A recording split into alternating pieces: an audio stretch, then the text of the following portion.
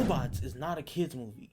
Robots is communist propaganda, and they snuck it right under your nose. Because from the first scene, there's a flurry of working class robots. From the ice cream man, to the traffic guy, to Rodney's dad, who's a dishwasher. Now I want you to keep that as a reminder for when I get into how this movie is expressly anti-capitalist. So let's meet the person at the centerpiece of all of this, Rodney Copperbottom. Rodney is that one coworker who be busting his butt even though he get paid just as much as me and you. Like, he puts 100% of his faith into the system, thinking that as long as he works hard, he'll get compensated equally, even though everybody knows that that's not how that works anymore. That's Rodney. And after Rodney's built, we get our first piece of anti-capitalist sentiment. We're also greeted with Rodney's inspiration, Big Will. Now, Big Will represents the capitalism of old. The pull yourself up by your bootstraps, chase people, not money, the solve a problem and you'll get paid for it type. And this is demonstrated through his main catchphrase throughout the entire movie. See a need, fill a need.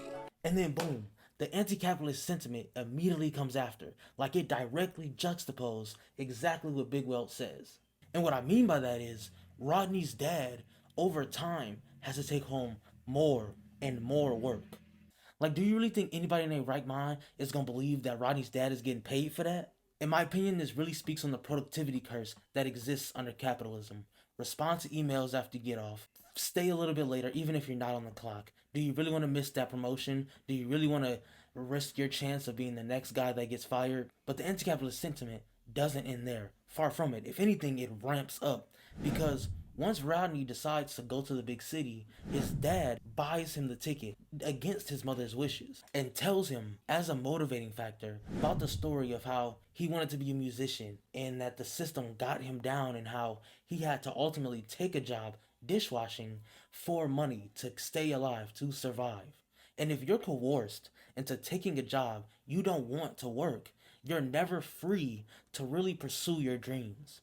That's a freedom that Rodney's dad is trying to give to him by buying the ticket, by telling him to spread his wings. I mean, shit, I couldn't be the only person who was told to get into STEM, be a doctor, do this and that, for the sake of making good money, at the direct expense of my personal goals and dreams and aspirations. Now, some people would say that that's just how the world works. Tough titties. But what I would say is, that's how the world works under capitalism. There is a better option. And through this movie, I'll show you exactly how. Now, Rodney gets to the big city and is almost immediately greeted by a scammer by the name of Fender. Now, Fender is dead broke, like sleep for dinner broke. And they almost immediately hit it off, mostly because of Fender's charisma. And Fender even shows Rodney how to get to Big World Industries. That's where we meet Tom's bum self. Now, Tom is really just a depiction of the city chewing Rodney up and spitting him back out. And not subtly at all, because the gate that Tom protects is literally a big mouth. But remember, we still gotta feign like we're a children's movie here.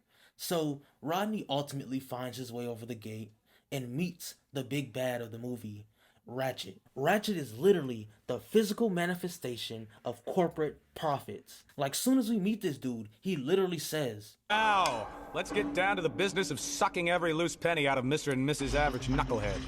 And boom. I could really stop the video right there. Like, let's be honest. But I'm gonna keep talking your ear off because I like you. So, Rodney meets Ratchet. He gets kicked out and a convoluted montage starts where Rodney ultimately ends up in the slums of the city. And that's where we run into Fender.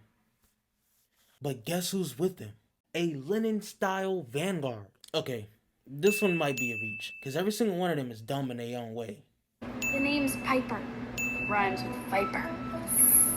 But nonetheless, they're all pretty class conscious. And as we get to know more about this ragtag group, we run into the state-sponsored violent, the sweepers. Yet another piece of capitalist critique, because these state-funded machines round up outdated robots and turn them into scrap metal. Okay, real quick. I just wanted to add that once robots get scrapped, they then get taken to a place called the chop shop. You can really interpretate this as an allegory for planned obsolescence, as the main corporation actively decides not to make parts for older robots just because it's less profitable. And you can see the chop shop as prison or literal death, because the people that society deem lesser or unworthy get the shit end of the stick, i.e. homeless people and other marginalized communities. We'll dive deeper into the chop shop later, but for now let's introduce the group's Alfred and the absolute heartthrob, Aunt Fanny. Yeah! And it's that absolute beast of a woman's place that they use as a place to stay, a headquarters, if you will. And they kind of expressly say that it's a better alternative than being homeless and getting hemmed up by the cops. I mean, sweepers. Now let's get back to the chop shop. It's literally wage slavery. They even make a joke about 15-minute breaks not being long enough. All right, break time. All right, break time's over. Chop, chop.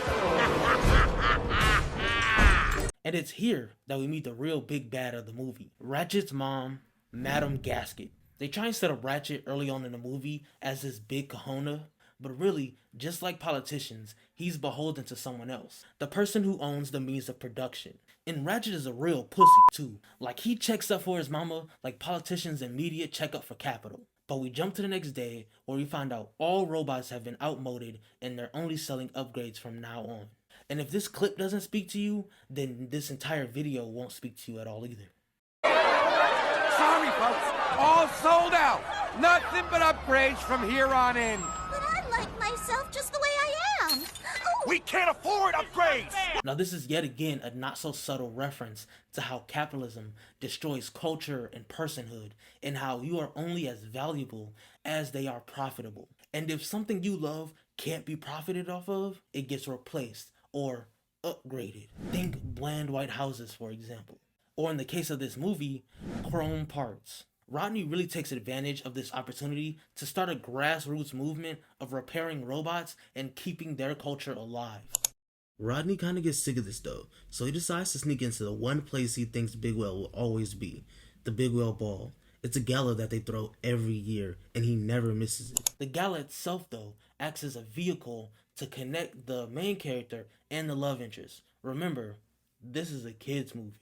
The love interest really serves as a way to get Rodney to Big Whale.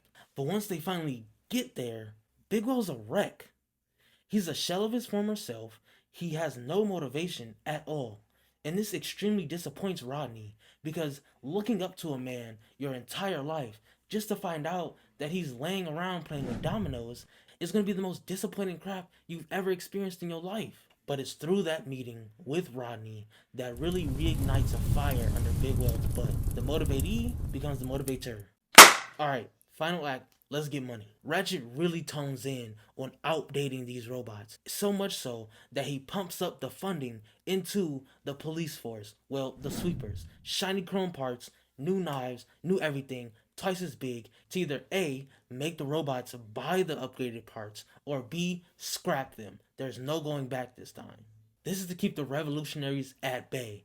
Always remember, the state has a monopoly on violence. But despite that, the gang decide to fight back in a literal Marxian revolution, and with every robot in the city that they've made friends with fighting right along with them. Not only do they take out Gasket, the owner of the means of production, they throw the corporate overlord out a window.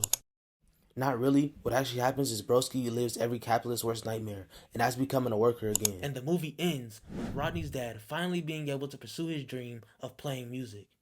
This strikes me the most important, because the longer we sit around, the longer we let capital have its way with us, the worse things get for us and the people we love. We are not commodities. We are not assets that simply exist for profit. And it's our jobs to ultimately fight back against the powers that be. So unionize your workplaces and create spaces for leftist values to thrive.